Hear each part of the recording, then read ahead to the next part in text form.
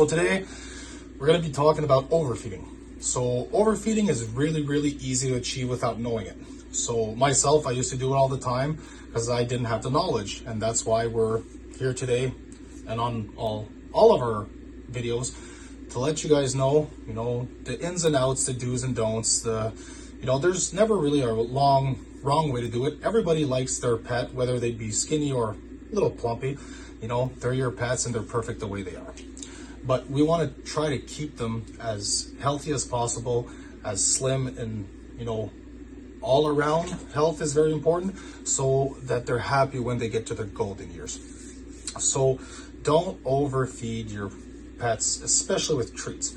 So that being said, whether it's a raw diet, a kibble diet, you have to keep in mind that, let's say, for example, the tendons I was playing with, awesome chew, lots of fat, you actually have to take the weight and calories in consideration when you give one of these to your dog. Of course, if it's a small dog, this will probably fill up his stomach. If it's a Great Dane or a German Shepherd, it's still a small treat or chew, but it does take space in their stomach. So if you measure out their food and you give them, let's say, for example, 3 cups in the morning and 3 cups in the evening, keep in mind, if you give them, one of these or one of these or a handful of this and that, like I usually do, those are all things to take in consideration. So a little bit here and there, let's say once or twice a week, if they spoil, that's okay. You're keeping your pets happy. But just keep in mind that all those extra calories, fats, etc., will catch up to them long term, especially when they get into their golden ages, where they're a little slower, their metabolism slows down, they don't run as much, they tend to be a little more like couch dogs. You really want to think ahead to his or her health down the line.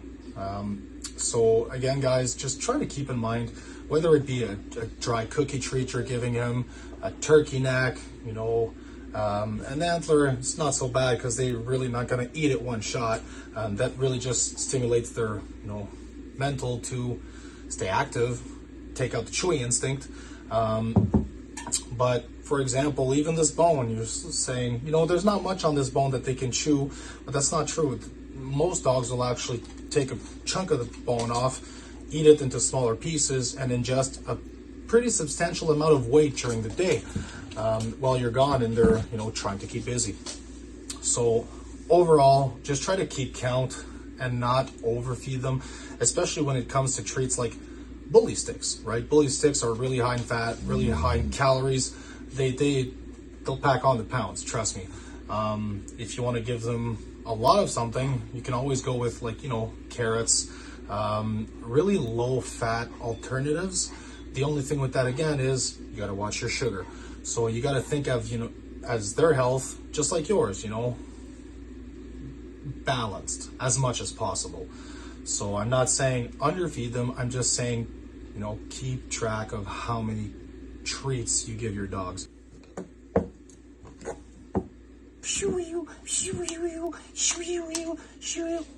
Oh,